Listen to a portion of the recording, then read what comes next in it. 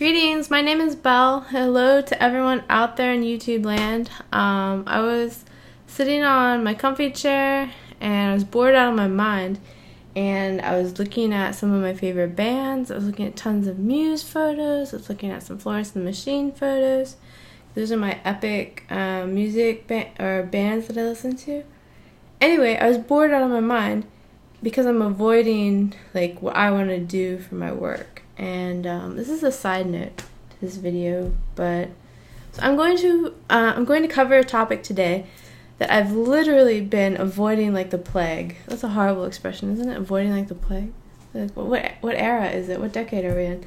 Okay, I've been avoiding this topic because I felt really self-conscious about it, because I felt like I didn't read tarot and oracle cards like correctly, and I've actually been avoiding most books and programs about reading tarot because I felt so possessive of the way that I do it, because I love reading cards. Mostly tarot, but both tarot and oracle. I love reading cards so much, and I felt like I wanted to hide out about that. Not about loving reading them, but about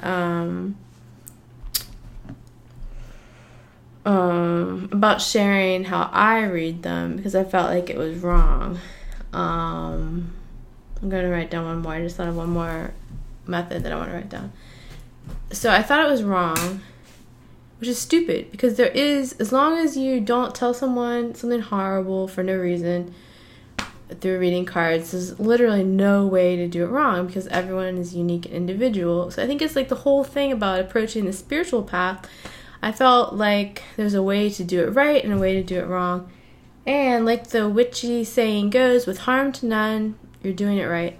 So, okay, my cat Ginny is driving me crazy because she keeps moving. I don't think you can see her, but oh, no, you can't see her. There she is. Ginny, are you gonna leave? Are you gonna leave? Or just gonna bother me? I think she's just gonna stay and bug me. Like, you know when cats start like getting into everything? Usually they sleep, and then when they're awake, they terrorize the house. This is meandering. This is my style, meandering. So I was talking about how if you approach the spiritual path with any type of religious mindset, even if you're not aware of that, you feel like there's a clear right and a clear wrong. And with harm to none, there is no right and there is no wrong. But as soon as you pick up a book by a so-called expert, you feel like you're going to be doing it wrong after that. So all of these great books I have, I like them, but I don't think those people are experts on my spiritual path. I'm the only expert on my spiritual path. But it's taken me years to be able to really say that openly. Before, I was really worn down by, I think, like going through school and having this idea that someone else has the expertise and they're going to be the ones dictating to me like what I'm supposed to do. And so I fell into line a lot with that, and it did me absolutely no good in the long run to be able to get by following other people's rules and mandates. As an adult, and even back then, it's been horrible. Like, you have to be a rebel and you have to be yourself, because otherwise life isn't as much worth living, or it's not as vibrant, and you start to feel really down. So that's what I'm coming to, is finally being able to be comfortable with being myself and being more vocal and expressive being myself. I'd like to add that I put my cello there on purpose because I thought it looked really good in the background. In all honesty, it was more to the side. You can just kind of see a part of it. You couldn't really tell it was a cello. But I just want to say, like, I do play this instrument, not as much as I play piano. But also another way to have a cello, or another reason to have a cello, is it looks really good in the background of videos. So, anyway, I'm cracking myself up here. Okay. So let's get to the topic, and then I'm going to look at some cards as examples. So as I see it, there are approximately 4 ways of reading tarot cards. Like a general sense. Okay, these are the 4, and then I'll go back maybe and look at them in closer detail. The first one, which I don't do really at all, to a certain extent, but it's what I do minimally. The first one is memorize the traditional meanings. Like, just literally memorize what other people think the cards mean. And I do that to a certain extent. I know a couple keywords about different cards, but I do not use that method whatsoever. I don't like it that much. And even when I like reading about some card meanings, there was actually this free PDF book that I found online that was from a couple decades ago, and it was telling like the really, really traditional meanings of the tarot cards for the Rider-Waite, Rider-Waite-Smith? Yeah, it's Rider-Waite-Smith, right? Yeah, I think so. Unless I'm saying the artist's name wrong. I'm not a real tarot person. I don't have all this memorized. Ah! No, just kidding. I am a real tarot person, and I don't have everything memorized.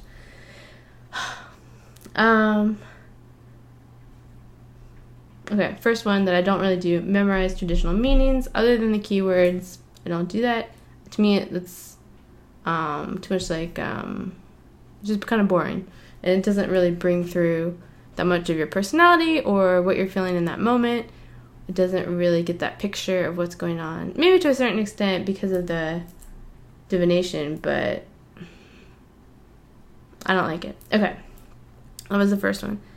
The second one is the one that I use the most. The second one is look at the symbolism and the imagery. So actually look at the picture and just pick out all the really cool symbolic parts, all the imagery, and see like how you're inspired by that and what kind of comes to your intuitive mind through that. And I really want to bring up something really cool.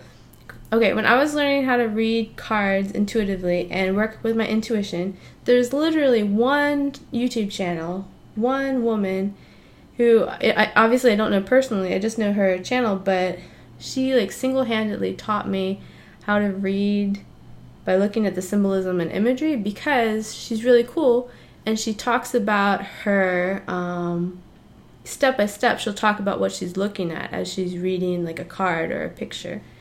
And so I'll list the channel below too, but the channel is Metaphysicallyme, and the YouTube channel is really good. I think she's on Facebook too, but mainly I've seen her YouTube channel. So Metaphysicallyme, I really recommend checking it out. She has an amazing channel, and that's like how I learned. It's just like watching her YouTube videos and be like, okay, she's telling me her process step by step, and it really resonated with me. So I'll have to tell her that sometime. I'll have to write her a comment, because it's been amazing. Like, it's weird how I run into way more inspiration either online or through books, but mostly online. I guess that's kind of like our technological, can't talk, our era right now is about tuning in through online stuff, but it's still kind of interesting how much inspiration comes from the internet. Okay, so that was the biggest part, I guess, to me, is that I wanted to mention Metaphysicallyme because she's amazing, and I wanted to say the main thing I do is look at the symbolism and imagery and get inspired by that. Okay. The next one after that, number 3, is a way of reading that uses the cards, but basically you're trying to use pure intuition. You're tuning in, and you're trying to notice the actual energy and how you feel intuitively. So you're using the cards very minimally in that sense, I think. And you know what's really cool about intuition? One time I was doing, what's the example? I was doing, not fake readings for people, I was doing practice readings for people a couple of years ago. And 3 people were really nice, and they let me do readings for them over the phone. And what was cool about it is I wasn't using cards. It was tuning in through pure intuition. What I use for that is my mind's eye.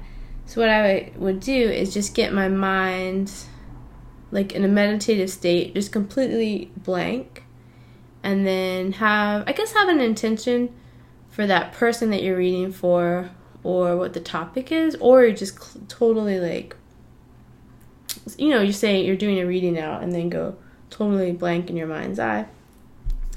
And something will come to the surface. Basically, I think from your subconscious, the same part of life that probably is what gives you your dreams at night, the subconscious mind will come through with your intuition through your mind's eye.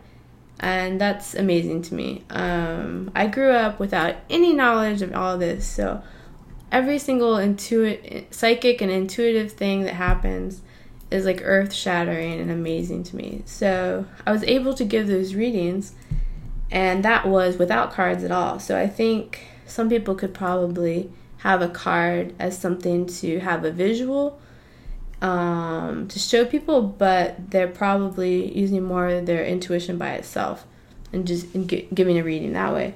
And I am someone who can't really do that. If I see the card, I'm focused on the card itself. So I would have to pick one or the other probably. I would either just do the intuitive reading by itself, or if I do the card, I'd end up doing more of the symbolic reading. Okay. Those are the first three. And there's one more. As I started this video, I thought of one more that I actually use a lot, and it feels like cheating, but I don't think it is. I'm going to have to give myself a little more, whatchamacallit, a little more respect about this, or a little more, I don't know, a little more optimism or something. So it's what I like to call freestyle. And the only hesitation with freestyle is you don't really want it to become a rant. But for me, what freestyle is you're already inspired by something in your daily life that's happening right then. And you draw a card, and the card helps you reflect on what's already going on at that moment in time. And then you just go with your inspiration about the card and about what's happening for you in life and about those insights that you're having about life right then. And that is freestyle. So you're using the card, but the card is a little bit more of just a placeholder. And I feel like that's kind of cheating, or I did for a while, but I'm going to stop now. I'm not going to feel like that's cheating anymore. I'm just going to say that that's the freestyle method. Okay, the last thing I wanted to mention. So those are the 4 ways of reading cards, and I was going to do some examples actually, but let me mention one more thing first. I think it's really important to set up parameters for optimism and positivity in readings, because to a certain extent, everything we hear helps us create self-fulfilling prophecies in life. And that's our choice, but we are affected by different things we hear, whether or not we are aware of it, or we can obviously like veto something we hear and be like, I'm not interested in that. But it's still kind of hard in a certain way, especially for some people, to shake like negativity or like something that they didn't like as much when they hear something that's supposed to be inspirational. So for my card readings, I always start with the parameter and the boundary of this is going to be something uplifting. And I know not everyone agrees with that, because some people think you have to like tough love or something. But in terms of that, I go with the positivity, because like I said, it's like basically can become something that someone thinks about, and it's like a self-fulfilling prophecy. Not because of the divination, but just because you've heard it and you're like, I don't like that, if it's something more negative. And if I get a card that's basically more negative in the tarot, what I do is I use it to acknowledge something in the person's life, and I give kind of the opposite, like what could the bounce back or the takeaway be from something that's been really difficult in life. And that to me is like taking something that was not that great and using alchemy to help someone maybe see it in a new light if it's something that's really close to them. And one of the reasons this is really important to me, a couple of years ago, I got really freaked out, and so they're obviously these are the people who give psychics a bad name. There's some people who will try to use scare tactics to get people coming back to them as clients, which is like basically one of the worst things that you can possibly do as a psychic. And it's kind of like the old school way that people are trying to get away from and distance themselves from. But there's still people out there who are using scare tactics. And I've heard a couple like really negative things about people who were, the client was a little bit gullible or was really trusting. And the tarot reader took advantage of that and told them something like horrible, like, I don't even know, but so negative. It's like the worst thing about being in a position where you're saying, I'm going to inspire you, or, well, that's what I would say, but you have to obviously keep your head about you. Keep your eyes open when you get any type of reading or healing or anything, because you are the expert of your own life, and people are just trying to spark some inspiration for you. They're not supposed to take over your life or tell you horrible things that you're going to have to deal with. In some way, even if you throw it out, you're still going to be kind of like, eh. And that's the best case is like you have to take some time to talk it over with other people who care about you and throw it out. But in the worst case, it sticks with you for too long because you're trying to be trusting of people. Like in this example that I think I read about online. So that's the only downside that you could run into, I think, with tarot and oracle reading if you're getting it from someone else. But usually that doesn't happen. And luckily online, you can kind of tell a sense of someone's personality, hopefully, before you get a reading from them. And when I'm doing tarot readings online, I want to always say, like, use your own best judgment. It's only for inspiration. Just take what you want and leave what you don't want, because... Oh, that's another thing I wanted to mention that I didn't even think about. It was very new. I think it's actually possible that if you give someone a reading, there's something that doesn't resonate with them at all, like a certain part of their reading. I think that's actually not bad, because as long as you give people the space, because you're actually leaving it up to them completely, and you're not trying to twist their arm, you're like, okay, what parts resonated and which don't? And they're like, that part didn't resonate, and they reject that. And I think that's actually good, because it helps them clarify their life path still. Because they're like, that's what I'm not interested in, that's what I don't want. So that, having that possibility of rejection of something specific, or even the whole reading, I guess, but probably something specific, the rejection is helpful for me to consider, because it gives me a way of not feeling like I have to give these perfect intuitive readings, which is basically impossible, I think, unless you're potentially like a yogi who's been meditating for 50 years and you can levitate. Maybe you'll read people's minds and give them a perfect intuitive reading, which would actually in some ways be kind of creepy, right? So I am not a yogi. I have not been meditating for 50 years. And I'm never going to give people perfect intuitive readings. But that's okay, because life is messy and we can still inspire each other in different ways.